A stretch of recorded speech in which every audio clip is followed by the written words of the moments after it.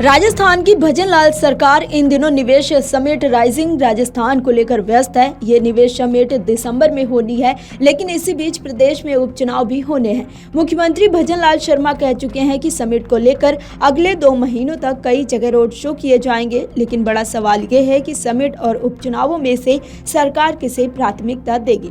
उपचुनाव में बीजेपी को जीतने के लिए कांग्रेस की किलों में सेंध लगानी होगी। जिन 7 सीटों पर उपचुनाव है, उनमें से 6 सीटों पर कांग्रेस और क्षेत्रीय दलों की पकड़ मजबूत है। सिर्फ सलूम्बर सीट बीजेपी के पास थी, लेकिन वहां भी क्षेत्रीय पार्टी बीएपी का प्रभाव तेजी से बढ़ रहा है। दूसरी तरफ यहां सरकार, संगठन और अफसरशाही तीनों मोर्चों पर तालमेल की जबरदस्त कमी नजर आ रही है। पूरा मानसून सीजन आपदा में गुजर गया, लेकिन आपदा व राहत मंत्री किरोड़ी लाल मीणा सरकार में हैं या नहीं, यही स्पष्ट नहीं हो पाया। किरोड़ी लाल मीणा बयान दे रहे हैं कि उनकी स्थिति शिखंडी की तरह हो गई है। प्रदेश के नए प्रभारी राधा मोहन दास अग्रवाल ने आते ही विवादित बयान दिए। इसके बाद प्रदेश भर में उनका विरोध शुरू हो गया। नए प्रदेशाध्यक्ष मदन राठौड़ ने जब कमेटी की रिपोर्ट आने से पहले ही जिलों को खत्म करने का बयान दे डाला, विवाद हुआ तो बयान से पलट गए। जापान से लौटने के बाद मुख्यमंत्री भजनलाल शर्मा के स्वागत समारोह में पार्टी दफ्तर की कुर्सियां तक खाली पड़ी रहीं।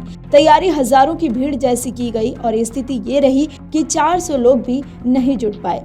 राजस्थान में अफसरशाही के रवैये को लेकर बीजेपी के लोग ज्यादा नाराज नजर आ रहे हैं। विधानसभा सत्र के दौरान आधे अधूरे जवाब और कमजोर तैयारी ने ये साबित कर दिया कि ब्यूरोक्रेसी पर मंत्रियों की कोई पकड़ नहीं है। विपक्ष लगातार हमले कर रहा और सरकार की तरफ से कोई प्रभावी काउंटर नहीं हो पाया।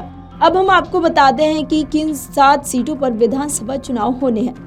देवली उनियारा विधानसभा सीट, यहाँ कांग्रेस विधायक हरीश मीणा अब सांसद बन चुके हैं। यहाँ पिछले 2 विधानसभा चुनावों में बीजेपी हार चुकी है। दौसा विधानसभा सीट, कांग्रेस विधायक मुरारी लाल मीणा अब सांसद बन चुके हैं। पिछले 2 विधानसभा चुनाव भी यहाँ से मुरारी लाल मीणा ही जीते हैं। झुंझुनू विधानसभा सीट, जहां कांग्रेस विधायक ब्रिजेंद्र ओला अब सांसद बन चुके हैं। ये कांग्रेस का मजबूत किला है। बीजेपी पिछले 4 विधानसभा चुनाव यहां से हारी है। इस बार झुंझुनू लोकसभा सीट भी हार गई।